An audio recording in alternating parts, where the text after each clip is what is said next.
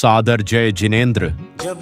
आनंद अनुभूति चातुर्मास की पावन बेला में शांति भवन भीलवाड़ा की पवित्र धरा से श्रवण कीजिए श्रवण संघीय युवाचार्य प्रवर परम पूज्य श्री महेंद्र ऋषि जी महाराज साहब की अमृतमयी जिनवाणी। पूज्य गुरुदेव की वाणी हमें आत्मचिंतन, संयम, साधना और आत्म कल्याण के मार्ग पर आगे बढ़ने की प्रेरणा प्रदान करती है।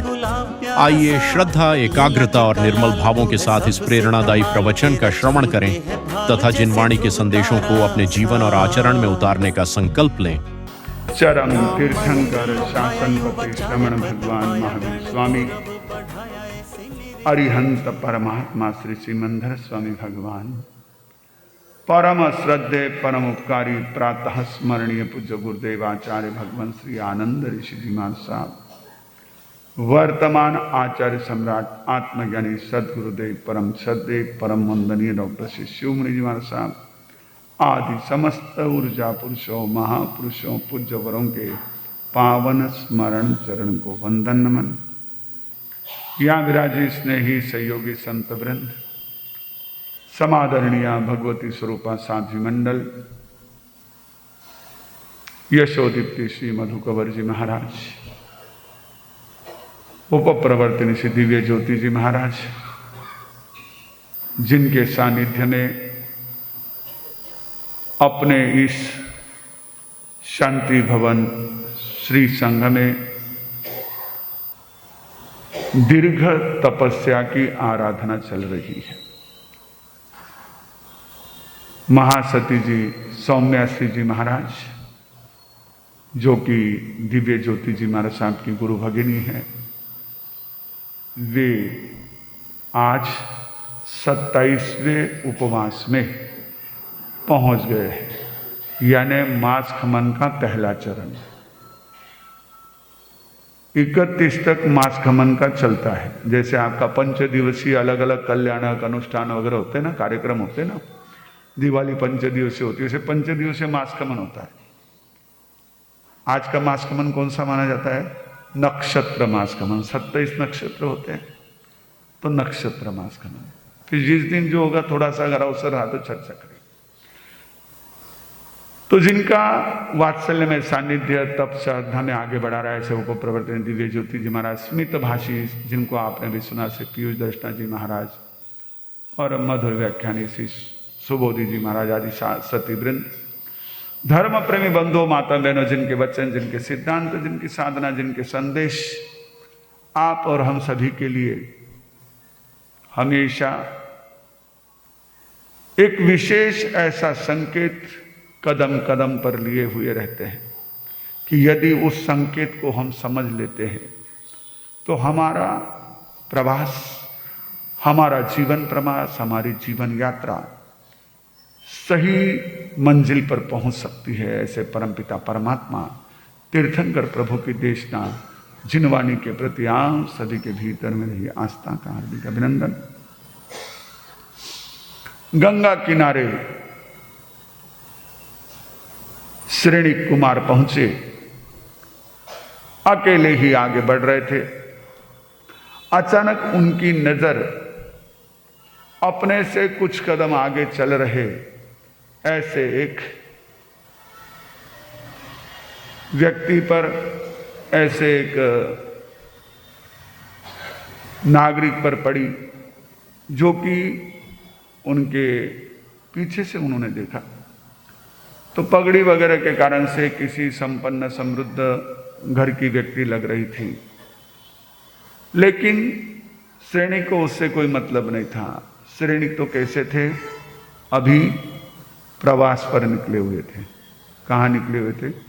प्रवास पर। और हमारी नीति कहती है, एकस तपो द्विराध्यायी त्रिभिर्गानम चतुष्पथः। तप करना हो तो अकेला होना चाहिए,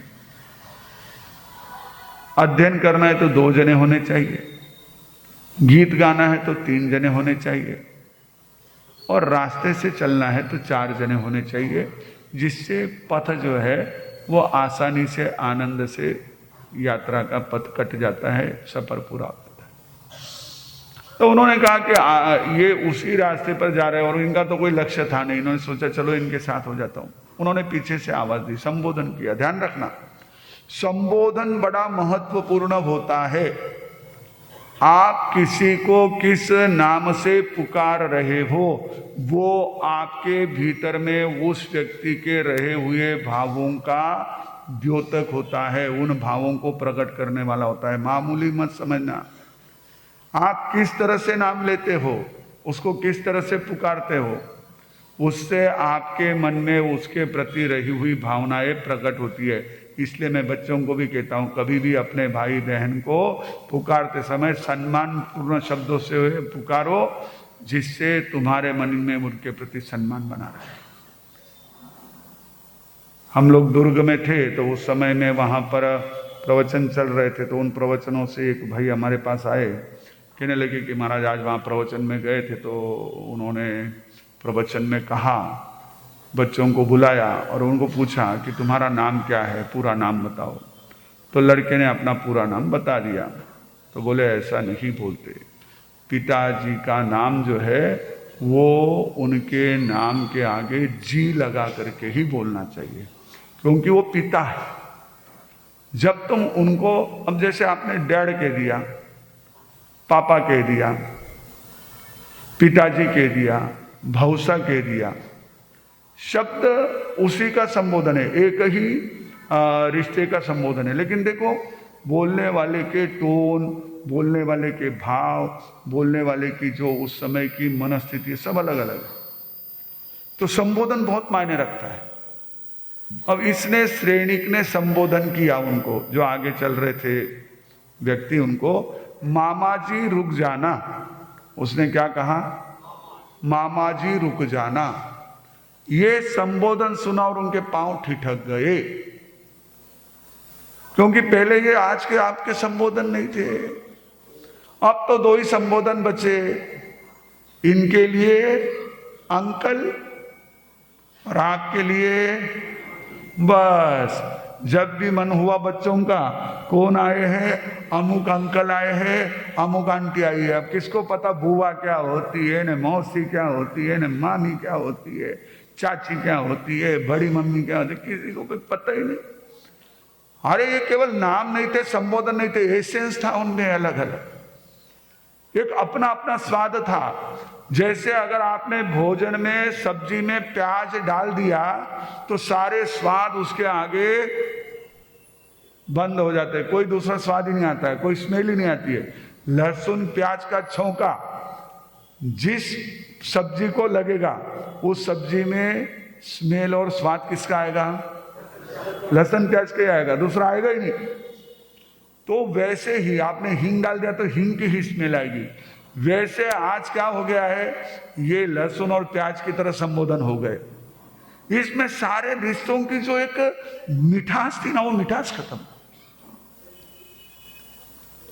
हमें पता है, हम छोटे थे, मौसी आई है कहो तो हमारा चेहरा खिल जाता था, बुआ आई कहो तो थोड़ा सा स्ट्रेस हो जाता था, क्योंकि अब ये आ गई, पता नहीं क्या करेगी घर में, कौन सा महाभारत रामायण होगा पता नहीं। पहले देखो ऐसे ना एक एक रिश्ते का अपना अलग अलग एसेंस होता था, क्योंकि जैसे मौसी आई तो मम्मी खुश। अब बाकी मैं नहीं कहूंगा, आप लोग सब जानते हैं विषय, अपना रक्षाबंधन पास में आ रहा है, लेकिन मामी आई तो उसका एक अलग एसेंस था। चाची बोलो तो उसका एक अलग एसेंस होता है, बड़ी मम्मी कहो तो अलग एसेंस होता है कि बड़ी मम्मी लाड़ करेगी, चाची हमको कोई भी हमारी मन की बात होगी तो उसके कान में कहेंगे, ये होता था। अब कौन है? वो आंटी है ना, वो आंटी है ना, वो आंटी है ना, ये आंटी है। अब अंकल में भी देखो, हमारे मासा जी आए, फूफा जी आए, मामा जी आए, अब वो एक एक रिश्तों में अपनी मिठास थी। तो मामा इस रिश्ते में मिठास क्या कि ये लड़का जो मुझे कोई व्यक्ति जो संबोधन कर रहा है वो किसी कुलीन परिवार का है। क्या है? कुलीन परिवार, कुलीन संस्कारी परिवार का है। क्यों? खानदानी परिवार का है, क्योंकि इसने मामा संबोधन किया। मामा वो होता है जो अपनी माँ का भाई होता है। इसके संबोधन में मामा का ये संबोधन, इसके बुलाने में मामा का संबोधन, इसके माता के उच्च चरित्र को दर्शाने वाला है। पति के अलावा संपूर्ण पुरुष को जो भाई मानती है वही इस प्रकार से संबोधन कर सकता है।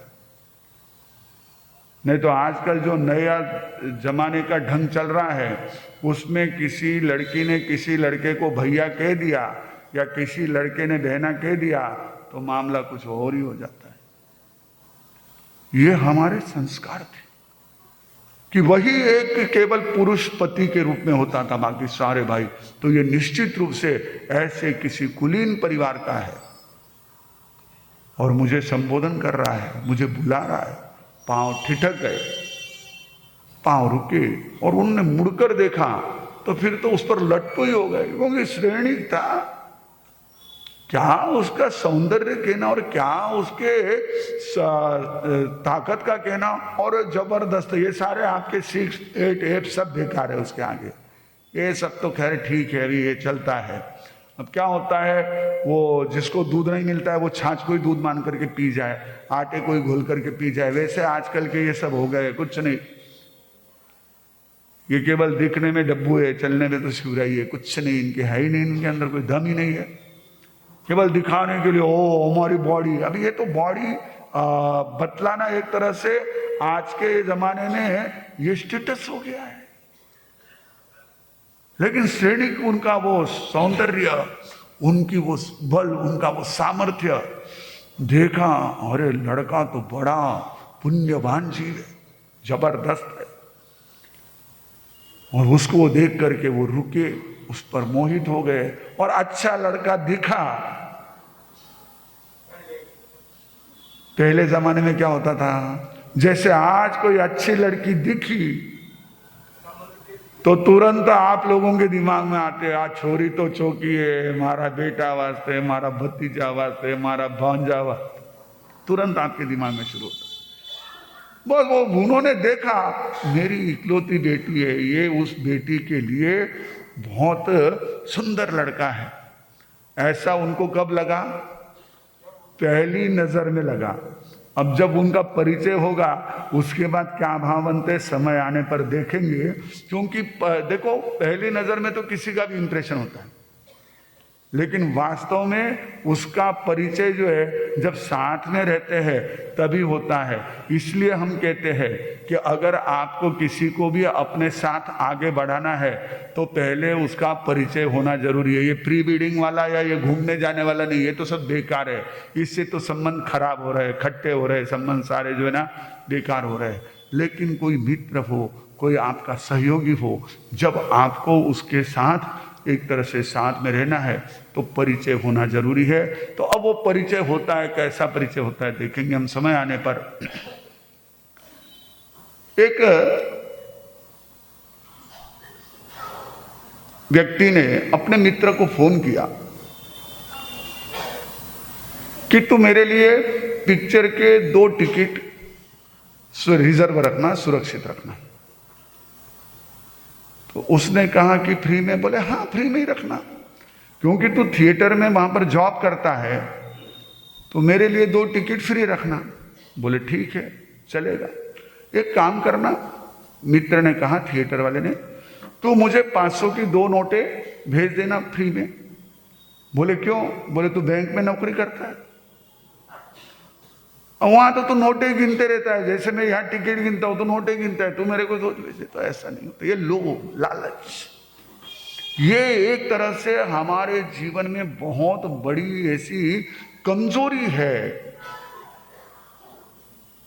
ज्ञानी कहते हैं 3 चीजें हैं, लाचारी, लालच और लोभ, जिसके कारण इंसान जो है वह किसी भी वस्तु को चाहता है, किसी भी वस्तु को पाने का मन करता है, उसका आकर्षित होता है।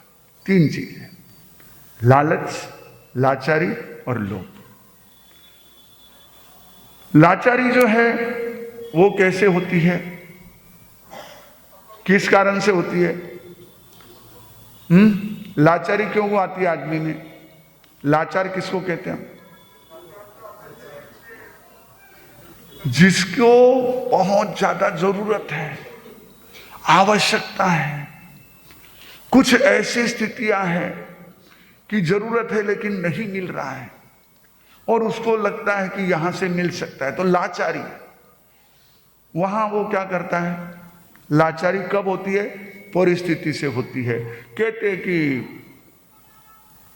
एक सूफी संत, जैसे हम जैन साधु कहलाते हैं, और ये भी थोड़ा अलग ही ढंग का चीज ये हो गया है। अब जैन साधु में भी हमारे बहुत सारे ना, हमने ये कर दिए, क्राइटेरिया कर दिए, कैटेगरी कर दिए। ये साधु है, ये करे तो ये साधु नहीं है, ये सुसाधु है, असाधु है, कुसाधु है, ये वो बहुत सारी कैटेगरी। क्योंकि हमारे पास ज्ञान की कमी नहीं है, अपने जीवन में अपना देने के लिए ज्ञान हमारे पास कम है, बाकी बांटने के लिए, दूसरों को समझाने के लिए तो हमारे पास ज्ञान का भंडार पड़ा हुआ। तो हमने तो कैटेगरी बना रखी है। पर ऐसे ही जैसे अपने जैन साधु होते हैं जो घर बार छोड़ करके और मात्र अपने जीवन को परमात्मा के आज्ञा में समर्पित करते हैं, जिन वचनों के अनुसार अपने जीवन को जीने का पुरुषार्थ करते हैं, जैसे हमारे जैन साधु होते हैं, वैसे सूफी संत होते हैं। ये बड़े फक्कड़ होते हैं, अपने ही इसमें जीने वाले, ज्यादा कोई लालच नहीं, लपड़ा नहीं, झंझट नहीं, माथापोड़ी नहीं, कुछ नहीं। तो वो सूफी संत, और उनके जो विचार होते हैं ना, बड़े आध्यात्मिक विचार होते हैं। कई बार आप अगर सूफी ऐसे सॉन्ग वगैरह चलते हैं, गीत चलते हैं, कोई गीत सुनोगे ना तो आपको ध्यान में आएगा कि उसमें कितना एक तरह से ये सारे संसार के प्रति वैराग्य और इन सारी दुनिया की वास्तविकता को उसमें बताया गया है, ध्यान में आ सकता है। तो वो सूफी संत थे। तो उन सूफी संत के एक बार कुछ आवश्यकता हुई कि मैं जाकर के जो है बादशाह को ये मांग लूं। तो उनको किसी ने कहा कि जाओ आप बादशाह को मांगो, बादशाह आपको दे देगा। उनका जाता हूं, गए बादशाह के वहां पर। अब सुनत थे, सीधे अंदर तक पहुंच गए जहां बादशाह बैठ करके समय हो गया था। तो उस समय में बंदगी कर रहे थे, नमाज कर रहे थे, भगवान की भक्ति कर रहे थे। और वो भगवान के सामने अपने हाथ फैला करके कह रहे थे, हे खुदा मुझे और बादशाह दे दे, और दौलत दे दे। वो अपने वापिस लौटने लगे। राजा का नमाज पढ़ा। बोले क्या बात है, आप जा रहे हैं? अरे बोले मैं तो आपसे मांगने आया था, पर मुझे धन्य है कि आप ही मांग रहे हो। आपसे क्या मांगू, जिससे आप मांग रहे हो उससे मैं भी मांगू। ये लाचारी। जहां व्यक्ति को अपने पास है वह पर्याप्त नहीं लगता है, उसको लगता है कि नहीं मुझे और मिल सकता है, और मिलना चाहिए। तो लाचारी, दीनता। ये पहले जो ना हमारे कर्मवाद का मूल यही है। कर्मवाद की जो संकल्पना है ना बहुत पावरफुल है। कर्मवाद के संदर्भ में हमारे महापुरुषों ने बताया, दीनता संवर्धक किल कर्तृवाद खंडित दैन्यहारी क्रांतिकारी कर्मवादो मंडित। दीनता को, लाचारी को बढ़ाने वाला जो कर्तृत्ववाद था कि ये संसार किसी का बनाया हुआ है और उसी से चल रहा है, इसे दूर करके हमारे परमात्मा ने हमको दीनता को नष्ट करने वाला, लाचारी को नष्ट करने वाला और क्रांतिकारी ऐसे कर्मवाद को रखा। हमारी ये लाचारियां, ये मजबूरियां, हमने क्या कर दिया, नहीं मेरे पास तो कुछ नहीं है, मैं क्या कर सकता हूं, मुझे तो ये भी नहीं वो भी नहीं। हमारी निगेटिविटी का द्योतक लाचारी। जितनी हमारे अंदर जो नहीं है उसकी तरफ ही ध्यान है, आधा ग्लास खाली है उसी की तरफ ध्यान है। जो नहीं है, भोजन का पूरा थाल सजा हुआ है, फिर भी अरे यार इसमें अचार होता ना तो बहुत बढ़िया लगता है, अभी इतना तो सब रखा है वो तो खा नहीं, फिर वो लाचारी। जहां पर कमियां हमारे मन में होती है, कमियां ही हमको दिखती है, वो लाचारी। दूसरा लालच। लाचारी परिस्थिति से आती है। जहां परिस्थिति थोड़ी सी कमजोर हो, जहां परिस्थिति थोड़ी प्रतिकूल हो, जहां परिस्थितियां उसके पास में अनुकूल न हो। अब देखो हमारे समाज में कई ऐसे लोग होते हैं। हम बैठे थे, कल दिल्ली वाले आए थे, उनसे बात हो रही थी तो उन्होंने बताया कि हमारे साहब ऐसे ऐसे लोग, उन्होंने बताया नहीं, उसके पहले हमारे कल महावीर भाई आए थे, तब चौधरी जी आए थे, तो उनसे बात हो रही थी, उन्होंने बताया बोले हमारे साहब हमारे पास में ऐसे ऐसे बच्चों के फीस के लिए एप्लीकेशन आए कि उनके घर का भरण पोषण जो है हमारी महिलाओं के पोछे लगाने से और घर में भोजन बनाने से हो रहा है। कई प्रकार की विपरीत परिस्थितियों में हमारा समाज जी रहा है। उनकी बेचारों की लाचारी। अब बच्चों को पढ़ाना है, वो चाहते हैं कि हमारे बच्चे आगे बढ़े, पढ़े, लेकिन कैसे, क्या करें उसके लिए? तो ये लाचारी है। फिर उस लाचारी से उनके सामने अगर कोई अच्छा पर्याय आता है, बताया उन्होंने कि काफी अच्छे ढंग से ये चल रहा है, पर एक दुख उन्होंने व्यक्त किया, खेद व्यक्त किया कि हमारे पास में फंड्स तो बहुत है, पर केवल भीलवाड़ा से ही हमारे पास में ज्यादा से ज्यादा एप्लीकेशन आए, बाकी राजस्थान में से हमारे पास एप्लीकेशन बहुत कम है। जरूरत बहुतों को है, पर या तो प्रॉपर चैनल से पहुंच नहीं पा रहे हैं, या वहां से उनका संपर्क नहीं है, या उनको एक तरह से अपने स्वयं के आइडेंटिटी का भी रहता है। देखो, हम लोग भले ही परिस्थिति से कई बार कमजोर रहेंगे, लेकिन स्वाभिमान रहता है। जो लोग बहुत अच्छा काम करते, देखो यहाँ शांति भवन जैन महिला मंडल है, जो हर महीने 1 तारीख को राशन वितरण करते, लेकिन ये सारे काम कैसे साइलेंटली चलते। इनकी फोटोएं फाटोएं कुछ नहीं होनी चाहिए। जिसको जा रहा है, जिससे आ रहा है, जो केवल जिससे आ रहा है उसी को पता है। ये आई डोनेशन वगैरह होता है, उसमें केवल जो आंख देने वाला है उसी को पता है कि किसको आंख दी जा रही है। 10 को नहीं बताया जाता, इसको दी, इसको दी, इसको दी, नहीं बताया जाता। केवल उसको वही एक जने को आंख दे दी है और अमुक व्यक्ति को, बस उसको जानकारी रहे। वैसे ही ये सब चीजें होती है साधर्मिकों की, क्योंकि वो लाचार है, परिस्थितियां बड़ी प्रतिकूल है, हर एक को हर चीज संभव नहीं होती है। दिखने को कई लोग है ना बड़े बाहर से व्यवस्थित दिखते हैं, अब रहना ही पड़ता है, क्या करेंगे। स्थानक में जानो है सब आयावटे रही, अब अच्छा कपड़ा नहीं पहनने जाओ तो कहीं कहीं ले सज्जना कि भाई इन्हें तो घनी गरीबी आएगी है, तो इसलिए एक अच्छी साड़ी जो संभाल के रखी वो पहन के आ जाएंगे। पर घर में क्या परिस्थिति आप हम नहीं जानते। हमारे गोत्री का उद्देश्य पहले यही होता था कि हमारे साधु संत गोत्री जाते थे, घरों में गोत्री जाते थे, तो वो केवल आहार नहीं देखते थे, उस परिवार की परिस्थिति को भी देखते थे, और फिर जहां जरूरत हो वहां पर सहयोग करवा देते थे। हमारे गोत्री सिर्फ आहार लेकर के आना, हमारे क्या होता है, हम कहते गवेषणा में हमको ये देखना है, ये देखना है, वो देखो, वो है, लेकिन हमारी गवेषणा केवल उस आहार तक सीमित नहीं है। हमारी गवेषणा में हमारे समाज, हमारे संघ की भी हमको ध्यान होना चाहिए, उसकी परिस्थिति का भी भान होना चाहिए। ये हमारे यहाँ व्यवस्था है। नहीं तो घणो चौको मिले जी को तो घर ने ले लिया पर निकल गया नहीं। इसलिए हमारे आता है, देखो गोश्री में उच्च नियम मध्यम कुलाई माड़ेगी। सभी घरों में हमारे मुनिराज महासत्य जी घूमते हैं, चाहे उच्च हो, मध्यम हो, नीच हो, कोई भी हो, सभी घरों में जाएंगे। नीच घर यानी वो नहीं कि जहां पर अन्य चीजें बनती हो, मांसाहार वगैरह पकता हो, उनको नीच घर नहीं कहा। नीच घर यानी जिसकी परिस्थिति कमजोर है, उन घरों में भी जाए, वहां से भी आहार लाए। तो लाचारी परिस्थिति से आती है। लालच किससे आता है? प्रलोभन से। हमने देखा है, हम एक जगह चतुर्मास को थे, तो उस समय में दोपहर के समय में कुछ 24 वगैरह थी, तो प्रभावना बट रही थी। तो हम लोग गैलरी में वहाँ पर एक हॉल था, वहाँ रुके हुए थे। तो उस हॉल में से भाई लोग निकल रहे हैं, 24 हो गई है, मंगली दीदी तो जा रहे थे। हम अपने हॉल में जाने से पहले, कमरे में जाने से पहले गैलरी में खड़े थे। देखा एक बहन जो है, उसने एक हाथ से प्रभावना ले ली, हाथ नीचे। ये लालच, ये लाचारी नहीं है, ये लालच।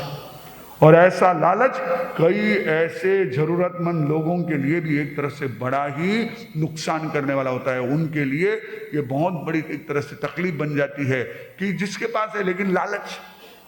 हम लोग वहाँ नगर में थे, तो पहली बार हमने क्या है, पक्की पत्र का जो है अपने नगर से किताब रूप में छपवाया था कि हमने कहा भाई वो पन्ना जो है फोल्ड कर करके फट जाता है, तो एक छोटी सी किताब के रूप में छपाया था, सिंपल किताब थी। तो 28 मार्च के प्रोग्राम के बाद में मैं किताब दे रहा था, लोग दर्शन को आ रहे थे, तो एक बहन को दे दिया। तो उसने कहा हमारे साहब इसके कुछ चार्ज, जैसे मैंने कहा नहीं फ्री में। बोले और 4 दे दो।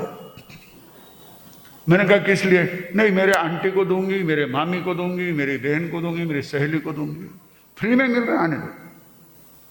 ये लालच, ये बहुत बुरी बला है। इस लालच में चूहा भी इतना दौड़ने वाला, इतना भागने वाला, इतना चतुर और इतना चंचल, वो भी फंस जाता है। हम आपकी बात ही क्या है, लालच बहुत बुरी बला है, ये ट्रैप है। ये आजकल जो सारे ऑनलाइन अलग अलग प्रकार के बेटिंग चलते हैं, ये लालच है। ज्यादा से ज्यादा अभी ये शेयर का रेट बढ़ने वाला है, ये इधर से पैसा ला लगा, उधर से पैसा ला लगा, लालच है। ये बहुत बुरी बला है, प्रलोभन है। थोड़ा मिला तो और मिलेगा। हमारी कई लोगों से बात होती है, उन्होंने कहा हमारे साहब अमुक व्यक्ति ने इसी लालच में कि भाई ये पैसा डबल हो जाएगा, उस लालच में लाखों रुपए खो दिए। किसी ने तो करोड़ करोड़ रुपए खो दिए कि ये डबल हो जाएगा, ये 4 गुना हो जाएगा। कुछ नहीं होता है, कोई जादुई छड़ी किसी के पास नहीं है। बस केवल उसका एक प्रेजेंटेशन ऐसा जबरदस्त है कि उस समय में आप एक तरह से, अच्छा कई लोगों के पास में अलग ढंग की कला भी होती है। आजकल देखते हो कि आपको क्या होता है, जैसे कई लोगों को कहा जाता है कि अगर आप ट्रेन में वगैरह सफर कर रहे हो तो अनजान व्यक्ति से दी हुई कोई चीज लेना नहीं, क्योंकि वो उतनी सी चीज ले ली, उसमें क्या डाल देगा, वो क्या आप पर भुरकी डाल देगा, क्या करेगा पता ही नहीं चलता है। सारा आपका जितना भी कुछ मोबाइल जेवर सोना लूटपाट करके निकल जाएगा। 10 मिनट बाद होश आएगा, तब तक तो सारा पूरा माल चला गया, खत्म। लालच में नहीं आना, ध्यान रखना बहनों, आप भी ध्यान रखना। कई लोग ऐसे होते हैं, हम लोग वहाँ महाराष्ट्र में लोनावला में थे, वहाँ एक बहुत ऐसी अजैन बहन थी, लेकिन सेवा करती थी, स्थानक में भी सेवा देती थी। उसके पास कुछ सोने के जेवर थे। कोई आया, उसने कहा कि हम इसको डबल कर देंगे, और वो डबल करने के चक्कर में उसके गले का, हाथ का, ये वो सब निकाल के ले लिया, गायब हो गए। अब वो सोचती कहाँ, कुछ नहीं। अब ये डबल कर देंगे, इस चक्कर में वो है जो भी आया वो तो मिला ही, आने वाला तो मिला ही नहीं, जो था वो भी गया। ये बुरी बला है। तो ये लालच प्रलोभन में आता है। जहां प्रलोभन होगा वहां लालच आएगा कि भाई ये और भी मिल जाए तो अच्छा है ना। फिर जहां आकर्षण होगा, जहां आपको प्रलोभन दिया जाता है। आजकल ये प्रलोभन जो है ना, पहले लोग हमारी ना प्रभावना को भी प्रलोभन लालच कहते थे। मैंने कहा ना, ये कुछ लोगों के कारण बदनाम हो गई है, लेकिन प्रलोभन को लालच कहते थे। अभी वही लोग क्या करते हैं, प्रभावना के नाम पर बच्चों को आकर्षित करने के लिए अपने अलग अलग हथकंडे चला रहे हैं। अब वहां प्रलोभन नहीं है, वहां लालच नहीं है। और ऐसे कई हमको श्रावक श्राविका मिलते हैं, नहीं मार साहब हमको सोगन है, हम नहीं लेते। अरे नहीं लेते हो तो देते क्यों हो?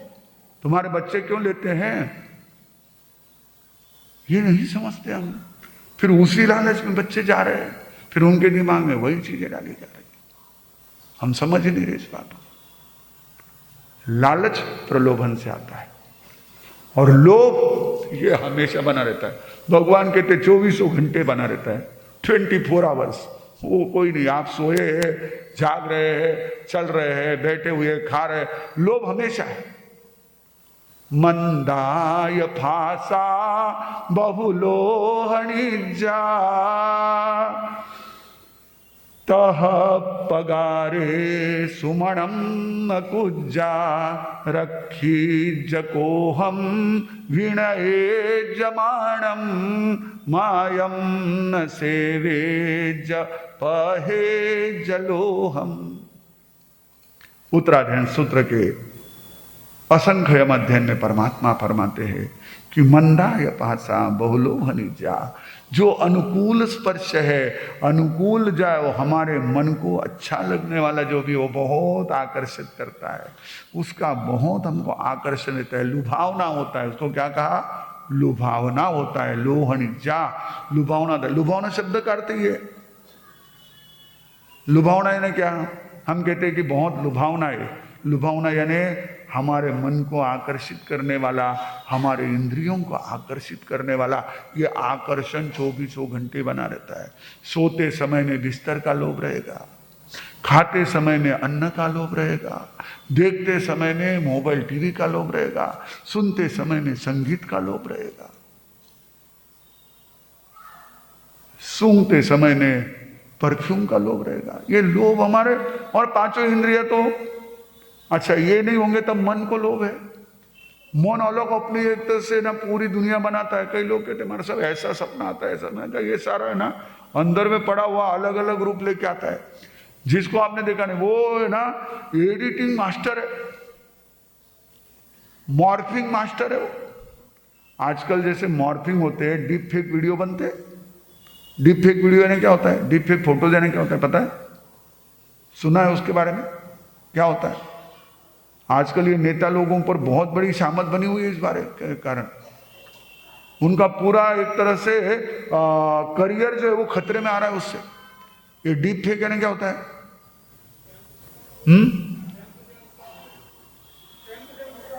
हाँ, कुछ अलग ढंग की चीजें उनका चेहरा लगा करके उनके इसमें नाम पर मार्केट में प्रसारित कर दी जाती है, लोगों पर डाल दी जाती है। लोगों को लगता है ये ऐसा बदमाश, ये ऐसा लुच्चा, बेचारे किया ही नहीं कुछ। पर ये मॉर्फिंग, ये डीप फेक, वैसा ये हमारा मन है, अवचेतन मन है। ये जब सोता है ना तो अंदर में अलग अलग चित्र बनाता है। हम कहते मैंने तो कभी ऐसा सोचा ही नहीं, ये कैसे आ गए? अरे उसमें अंदर तुम्हारे अलग अलग जो चीजें पड़ी है सबको जोड़ जाड़ के पहले गुदड़ी बनती थी हमारी। गुदड़ी में जाकर के सो जाते थे, वह अंदर भी एक गुदड़ी बनती है। गुदड़ी कैसे बनती थी? हाँ, अलग अलग टुकड़ों को जोड़ जोड़ के, साड़ी का टुकड़ा, धोती का टुकड़ा, इधर कुर्ते का टुकड़ा, इसका टुकड़ा, उसका टुकड़ा जोड़ जोड़ के। कोई हम लोग पहले यूज एंड थ्रो वाले नहीं थे। हम each and everything you have to use it. हर एक टुकड़े का, जैसे हमारे साधुओं का था, आप लोगों का भी गृहस्थी का था।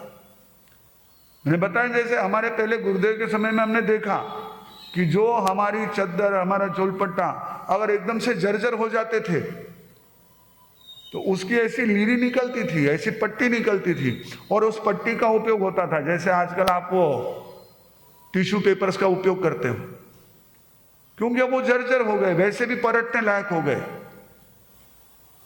हर एक चीज का यूज होता था। आज तो हर चीज फेंक दो, use and throw, use and throw. केवल वस्तु नहीं, अब वो धीरे धीरे हम व्यक्ति के बारे में ऐसा करने लगे, क्योंकि ये तो संक्रमण होने वाला ही है। पहले हमको घर का हर व्यक्ति उपयोगी लगता था, क्योंकि हमारी मानसिकता ऐसी थी। अब हमको घर में जो व्यक्ति कम उपयोग वाला है वो तो हमको चलता ही नहीं है। इसकी जरूरत क्या है, इसका काम क्या है, छुट्टी करो इनकी। हम लोगों ने आज अपनी मानसिकता को बदल दिया है। पहले गुदड़ी बनती थी, और आपको मैं बता दूं, वास्तविक मैंने ओढ़ी हुई है इसलिए मैं कह रहा हूं आपको, जो गर्माहट गुदड़ी में थी वो आपके कितने भी भारी से भारी इंपोर्टेड भी ब्लैंकेट हो, एकदम सॉफ्ट हो, आपको सॉफ्ट लगेगा, गर्माहट नहीं है उसमें। क्योंकि वो बड़ा विधिवत कार्यक्रम था। हवा कैसे रुकती है इसका पूरा साइंटिफिक उसके पीछे प्रयोग था। हम लोग जब वो ठंडी में गाती पहनते हैं तो बाहर की ठंडी हमारे पर असर ही नहीं कर सकती है, क्योंकि जब आपके एक कपड़े पर दूसरा कपड़ा आ गया तो हवा अपने आप क्या हो जाती है, रुक जाती है। वहां तो 1 2 3 4 बराबर आवरण उस पर आते थे, अंदर हवा आने का काम ही नहीं। अंदर आराम से आप गर्मी का एहसास करो। वो तो क्या हो गया, केवल बाहर से कुछ ऐसे वो धागे धुगे लगा दिए, थोड़ा सॉफ्ट ये कर लिया। आज तो फाइबर कई तरह के केमिकल आ गए, उसके बना दिए आपको। हो बढ़िया वाला वो उसका ये टोपा बना दिया, उसकी ये बना दिया आपको, बैग बना दी, और वाह क्या जबरदस्त है, बहुत बढ़िया ब्लैंकेट लेके जाओ। कुछ नहीं, दम ही नहीं उसमें। उससे तो अच्छा हमारे धुस्से होते थे, है कई गुना अच्छे उससे। तो कहने का मतलब क्या होता है कि जैसे ये हमारा एक था कि हम उन चीजों का भी उपयोग करते थे, हम यूज एंड थ्रो वाले नहीं थे। तो वैसे लोगों के बारे में भी हमारी भावना थी कि हम हर चीज को जो है उसको समझते थे। पर ये क्या होता है, लोग जो होता है कि बस हमेशा जागरूक रहता है, अब ये चाहिए, ये चाहिए, ये चाहिए। कोई भी मन में भी वो गुदड़ी बनती है, मन की गुदड़ी बनती है, सारा जोड़ जोड़ के ना अलग ही चित्र बना देता है। हम सोचते हैं मुझे ऐसा सपना क्यों आया, ऐसी व्यक्ति तो मैंने कभी देखी नहीं। ये हमारे मन का बुना हुआ, यानी क्या कहने का मतलब है, ये सारे जो है ना, इनको जो अच्छा लगेगा वो करते रहते हैं, उसमें आकर्षित होते हैं। मन हमारा उस समय सक्रिय होता है, जो उसको अच्छा लगेगा चित्र बना देता है। मैं इसीलिए कई बार कहता हूं, जब हमारी कोई शिविर वगैरह होती है या जब हमारी कोई क्लास होती है, तो मैं कहता हूं कि हो सके वहां तक ध्यान रखो कि सोने से पौने 1 घंटे पहले अपनी सारी एक्टिविटीज को, बाकी जो मोबाइल वगैरह है, टीवी वगैरह, उसको बंद कर दो। भले 2 बजे सो रहे तो 1 बजे बंद कर दो, 12 बजे सो रहे तो 11 बजे बंद कर दो। उसके बाद आप बातचीत करो, कोई किताब पढ़ो, उसके बाद सो जाओ। क्योंकि जो पढ़ोगे, जो देखोगे, उसके कारण तुम्हारे अंदर में जो कोई प्रोसेस होगी, उस प्रोसेस के कारण तुम्हारा अवचेतन मन जो है वो कई के कई अलग तुमको लेके जाएगा। कई तरह के डरावने, कई तरह के लुभावने, कई तरह के आपके मन में इस तरह के विकारों को, विचारों को, भयों को पैदा करने वाले सारे ऐसे ना अलग अलग चित्र बना करके रख देगा। वो तो एम.एफ. हुसैन से भी भारी है, होशियार है। एम.एफ. हुसैन नाम सुना है? एम.एफ. हुसैन एक आर्टिस्ट थे, अभी भी होंगे, गए वो, अल्लाह को प्यारे हो गए। वो आर्टिस्ट थे, उनकी एक एक कलाकृति करोड़ों रुपए में बिकती थी। आप अगर सर्च करोगे, क्योंकि आपके पास हमारे से भी बड़ा ज्ञानी है, हम तो थोड़ी थोड़ी जानकारी रखते हैं, आपके पास तो महाज्ञानी बैठे हैं। पहले सिर्फ गूगल महाराज थे, अभी AI महाराज आ गए। क्या है, आपके पास तो आगे के वर्जन आते। आप एम.एफ. हुसैन डालोगे तो आपको पता चलेगा, करोड़ों में उसकी। लेकिन वो उसका अर्थ क्या है, वो खरीदने वाला भी नहीं समझता, बेचने वाला भी नहीं समझता, इसीलिए इतने में खरीद रहा है। मॉडर्न कलाकृति, कोई ऐसा ये नहीं है कि भाई उसने अमुक किसी महापुरुष का बढ़िया चित्र निकाला है, पोर्ट्रेट निकाला है, वो पोर्ट्रेट दिख रहा है, ऐसा कुछ नहीं। ये तो घना ही पड़ा है माना घर में, तो मैं कचरा में नाक दिया, वो तो कोई मतलब ही नहीं। मॉडर्न आर्ट जिसमें कुछ भी पता ही नहीं चले किधर से क्या, जैसे आज का संगीत, पता ही नहीं चले वो कहां शुरू हुआ कहां खत्म हुआ, बस बज रहा है, गाना क्या चला क्या शुरू हुआ पता ही नहीं चलता। पहले के गीतों के शब्द तो ऐसे आपके अंदर में घुलते थे, एक एक शब्द आपको अंदर से पूरा माधुर्य से भर देता था, रस भूरित कर देता। अब तो कुछ पता ही नहीं चलता, बस कुछ हो रहा है। ये वास्तव में ज्ञाता दृष्टा भाव को बढ़ाने वाला है आजकल, कुछ पता ही नहीं चलता। जैसे घी में घी कितना है पता ही नहीं चलता, खुशबू ही नहीं है, वैसी वाली हालत होगी। तो ये मन जो है, अवचेतन मन जो है, वो भी इस तरह के सारी चीजों को बनाते रहता है। भगवान कहते हैं ये बहुत ज्यादा लुभावना ऐसा इंद्रियों का संसार है, इससे बचो। तह पगारे सो मनम न कुजा, उन प्रकारों में अपने मन को मत ज्यादा ये करो, ज्यादा उस पर मत आसक्त करो। क्या करना चाहिए परमात्मा ने कहा है, हम देखेंगे। परमात्मा के वचनों को थोड़ा सा हमारे आज के संदर्भ में समझेंगे, बहुत जरूरी है ये चीजें। ऐसा नहीं है कि केवल मैं खाना पूर्ति के लिए आपको प्रवचन दे रहा हूं और आप भी बस केवल एक ना वो करना है, हमको जाके हाजिरी लगानी है, नहीं तो हमारे पदाधिकारी पूछ लेंगे कई साथ आया कोणी, मारा साने तो क्या कई मालूम ही कोणी, मारा सा तो जाने ही कोणी, मैंने कोई परिचय करायो कोणी मारा सारा हाथे तो, और मारे तो नजदीक जावानो काम ही नहीं पड़े, घणो बाद में प्रोग्राम लेट चाले। पर बस जानो तो जरूरी है, नहीं तो बाजार में मिलेगा जब पूछ ले लिया श्रावक जी कि कही रे भाई दिखो कोणी, तो नहीं न्याय नहीं गयो, तो मैं कई मानसा बोले जी को ध्यान में। पर आप सोचना, ये हमारा जो आयोजन, ये प्रवचन वगैरह थे, ये टोटली हमको अपने परमात्मा के उस प्रकार की बहुत जो एक तरह से गहरी हमको जगाने वाली वाणी है, उस वाणी से जुड़ा हुआ है। हम उसके साथ जुड़ेंगे तो और अधिक हमारा जीवन जो है वो आनंदमय बनेगा। यह जीवन भी, आने वाला जीवन भी प्रसन्न बनेगा। करेंगे चर्चा उस रहने पर। नमो अरिहंताणम, नमो सिद्धाणम, नमो आर्याणम, नमो उज्जैनम, नमो लोये सब साहुणम। गुरुदेव की आज्ञा श्री चत्तारी मंगलम, अरिहंता मंगलम, सिद्धा मंगलम, साहु मंगलम, केवली पनतो धमो मंगलम। चत्तारी लोगोत्तमा, अरिहंता लोगोत्तमा, सिद्धा लोगोत्तमा, साहु लोगोत्तमा, केवली पन्नतो धम्मो लोगोत्तमो। चत्तारि शरणं पवज्जानि अरिहन्ते शरणं पवज्जानि सिद्धे शरणं पवज्जानि साहु शरणं पवज्जानि केवली पन्नतम धम्मं शरणं पवज्जानि चार मंगलिक चार उत्तम चार शरणा दुख हरना सुख करना और शरण नहीं कोई जो भव्य प्राणी आदरे तो अक्षय अमर पद हो।